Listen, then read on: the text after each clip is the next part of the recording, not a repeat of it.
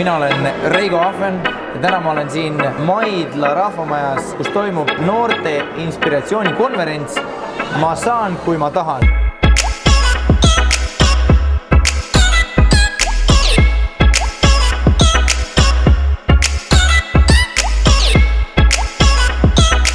Mulle väga meeldib see, et siin on osavõtt nii aktiivne. Lisaks sellele, et noori on üle 100, on nad ka kõik väga kõrgelt motiveeritud.